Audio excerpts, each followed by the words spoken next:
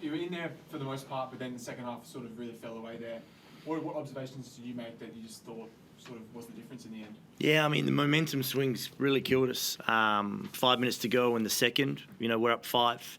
And then I think we finish out the half being down 10, right? It was shortly after, and again, we had a successful coaches challenge, so we even used 3 timeouts to try and swing the momentum back in our favour. And so, in 5 minutes of basketball, that's a 15-point turnaround. We started to get a little bit of momentum again at the end of the third. We brought it back. Lockie made the pass to Sco on a back cut for an and one. We bring it to 9. We get a stop. And with 40 seconds to go, to really, make it a single-digit game, which, again, the mindset of how you go into that quarter-time break is, you're feeling great about yourself. I think it got out to 20 at one point, I think, in the third. But, to close out the possessions is a turnover, and we had a good look at the 3 that didn't go in. But even in that moment, I think it was a 53-second window, there's a chance to, bring it to 7, bring it to 6, and then it ends up ballooning back out to 12 again. It was too easy. Brisbane were able to get what they wanted. Tane Murray was backing down guys, finishing the rim. Praith was doing it. Harrison was doing it. It was just, it wasn't 40 minutes of good basketball. It was probably, 13 and a half of, application, and it's not good enough. Andrew, Brisbane has sort of been shooting pretty poorly to start the season, but it just so happened tonight they did sort of really up the ante on the amount of shots that they made. Does that annoy you as a player, or does it just come down to just the game that happened, and unfortunately they just hit more shots tonight than they have in the past? As a player, we don't really go into it looking at what they've done in the past. We know what type of players they are. Like, our scout had a lot of these guys as shooters, so whether they're in a slump or whatever the case may be, previous games, we know who they are and we respect them, and they came out and shot our heads off basically tonight. They did a great job. We just have to find a way to be more physical. Felt like we were pretty physical the game before, and then coming in here, we wanted to keep that same intensity, but didn't happen. Coach, do you feel like there's anything that could be changed just straight off tonight's game? I feel like Brisbane had a lot of that intensity, especially in that second half. Steals, and they finished the stronger of the 2. Is there anything like an immediate fix, or do you just think it's just the focusing for the 40-minute stint of the game? Yeah, it's an interesting one. What we lack is that edge, right? We got a lot of nice guys. We got a lot of good dudes, and we got a lot of guys that care. And we don't like losing by 30. They feel it. But you can play hard without talent and get wins. You know what I mean? Like, you can play hard with talent and get a lot of wins, right? But you need to be able to play hard, and there's an edge to that. There was a moment where we flagged it in the timeout where there was a loose ball and no one went for it. And that, I don't care if you're fatigued or tired, there's got to be a level of desperation for that. And there wasn't. And that loose ball was available. And then they end up hitting 3 off the back end of it. Whereas, again, you dive for that loose ball, you get that loose ball, we go down the other end, maybe we score. So, but they get it back and they drill a 3-pointer. So there was a possession where they had 4 offensive rebounds. That happens in a game, sure, but, what's your edge? What's your desperation? Even if you fouled a dude in the desperate attempt to get the rebound, I'll take that, right? We got a lot of nice guys, but we need a little bit more, with that edge. So that's sort of what we're trying to seek for, and I can't want it more for you. That's really the message.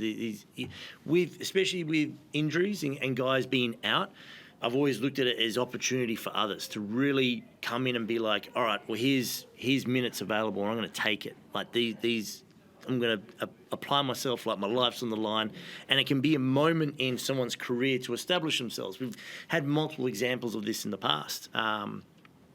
I think, again, if I give an example, right, and I know we're playing them this weekend, but, Ben Eyre is an example of someone who, I won't go into detail about his history before he came to us, but he had aged out as a DP. He was an unpaid training player that wasn't promised anything, that had to get his own accommodation and work.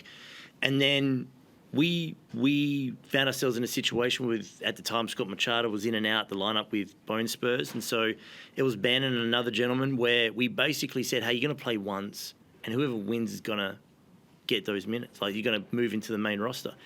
And he played like his life was on the line.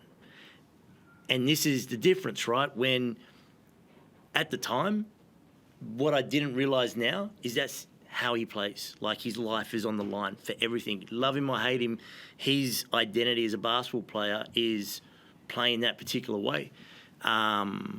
We got a couple of guys like that on our team. We do. We've got a handful of dudes, but it's not enough. You need guys who see this opportunity and be like, I'm going to play like my life's on the line. And so when Sam Wardenberg or Jack McVeigh or whoever comes back into that lineup, now they have to play to get those minutes back. You need a real level of edge about you to have that desire. And I don't think we have enough desire. Thanks for that insight, Coach. Andrew, just one more question. On that topic of sort of trying, like there's no tomorrow, do you sort of feel like that's a bit of a mentality the boys have to take for the rest of the season? Sort of last on the ladder, but it's never too late to make a push for it. What sort of mindset are you sort of thinking you're taking into the next one? If you ask me, I think that's just the mindset most athletes should have. Go in and compete. You never want to get hit in the face and not hit back. So I think that's just as a collective. We also pretty young, so that's on me, that's on Jack, on Sko to kind of gather the guys around and try and influence our personality on the team. And so far, I personally haven't done the best job at that, so I need to step that up. So going into the next game, that's always my mentality, and just try and carry that on with the team.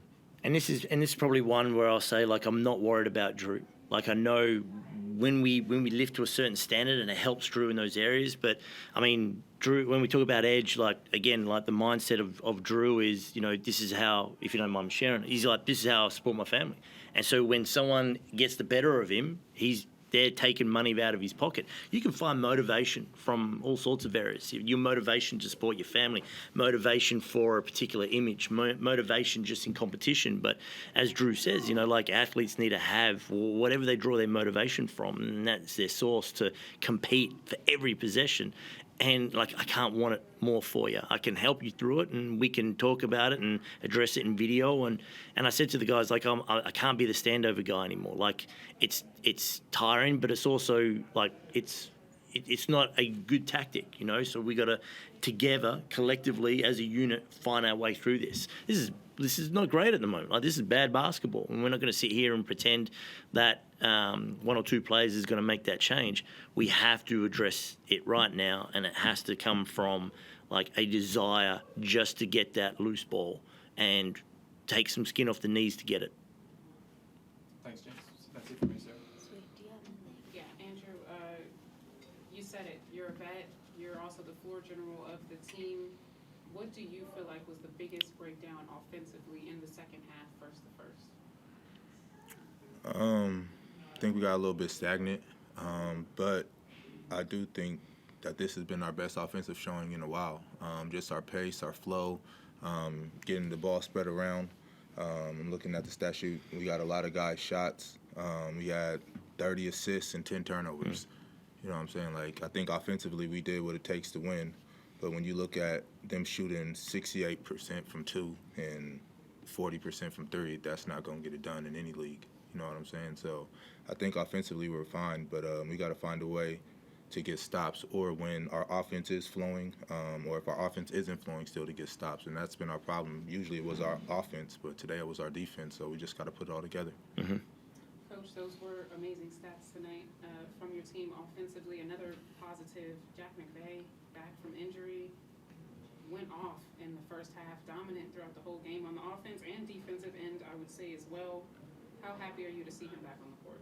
And he can be better too. He even addressed it in the change room. I felt like Tane Murray had a great game tonight, and he was able to get going a little bit because there was a couple of possessions where he got the better of Jack. And so it's good having him back. It's massive because it helps open up the floor. we need production across the board. And this is what I was saying before. It's not one person that's going to do it. You know, we're that team, right, that the role players coming off the bench need to make their shots. And, you know, the starters starting the game need to set the tone and make their shots. You know, consistency not only across 4 quarters as a team, but consistency in a sense of like game to game from the individual. Yeah, like I said, it's good having Jack back, but again, it's still a 30-point loss. Chris, hi. Yeah, just a couple quickly. Drew, I'm not trying to give you an excuse here, but I mean, and it's admirable that you're taking responsibility, but can you just talk about the challenge of coming into this team pretty late before the season started for you, and then having to play as the point guard, and I guess learning your team and also learning this league for the first time?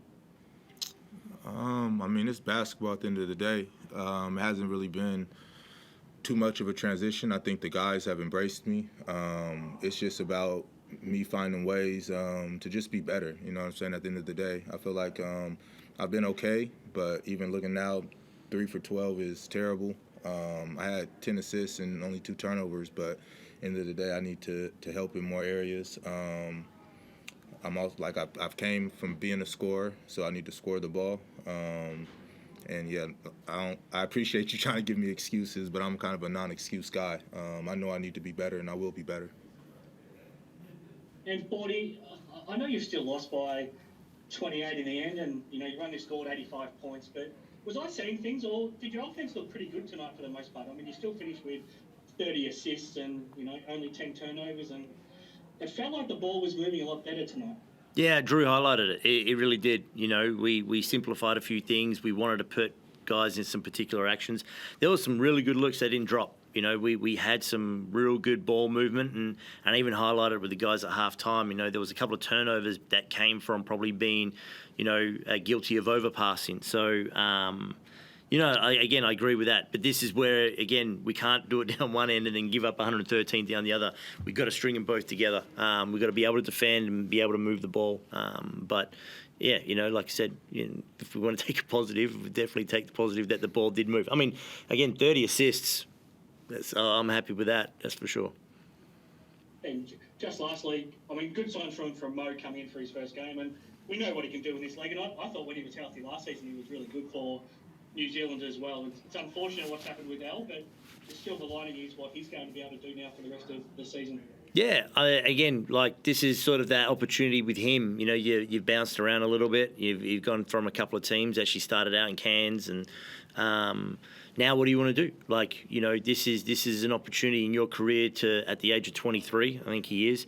You know, do you want to have this reputation as a guy who bounces around and, you know, we talk about what could have been, or, you know, hey, like Al's out for the rest of the season, which sucks, and it sucks for Hal and it sucks for us. But now with that provides an opportunity for Mojave. So don't listen, with all respect, don't listen to your agent, don't listen to your parents, don't listen to your friends. Come here, work your butt off, and if you earn those minutes, we'll play you. And this is going to be a massive opportunity for him, like for everybody else on the list.